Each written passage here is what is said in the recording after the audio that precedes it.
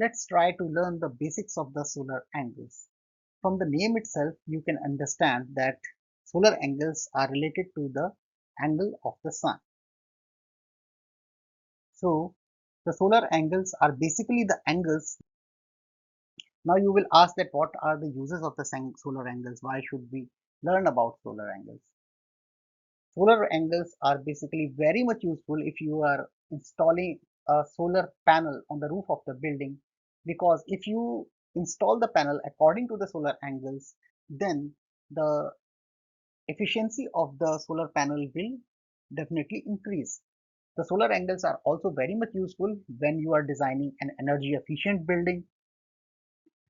So there are basically two types of solar angles. The first one is solar altitude angle.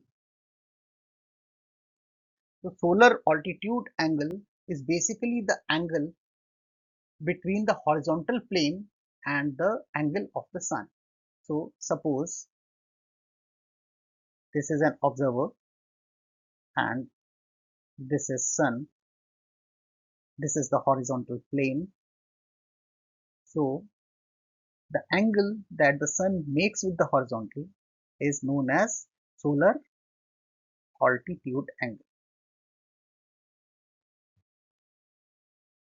So here in this case, you can see that we have measured the angle from the horizontal. So you can also ask me that we have measured the angle from the horizontal, then there can be another angle which can be measured from the vertical. Suppose this is the vertical line. If we measure the angle from the vertical, then this angle is called zenith angle. So here you can see the sum of the zenith angle and altitude angle is 90 degrees.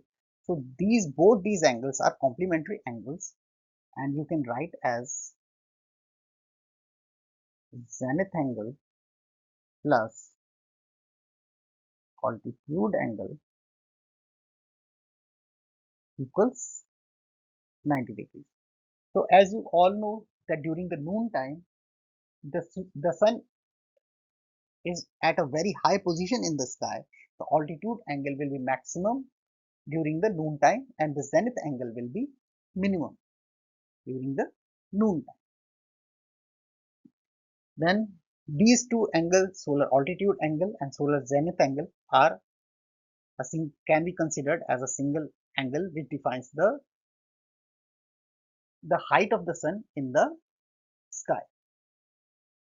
So till now we have discussed about the angles which define the altitude of the sun in the sky, whereas there is one another angle which defines the horizontal position of the sun,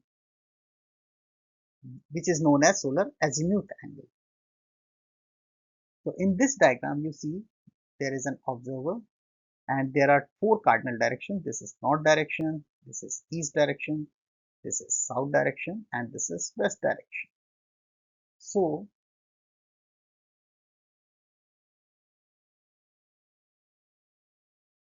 this is the line, horizontal line in the plane of the sun.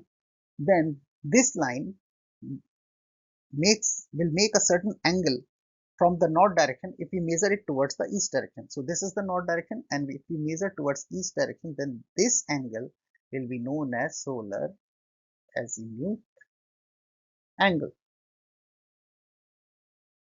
If the sun is due north in the sky, then the solar azimuth angle will be 0 degrees, whereas if the sun is due east in the sky, the solar azimuth angle will be 90 degrees.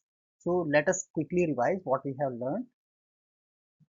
We have learned that the solar angles are the angles which define the position of the sun in the sky. There are two types of angles. The first angle that defines the vertical position of the sun in the sky, that is solar altitude angle, and solar zenith angle.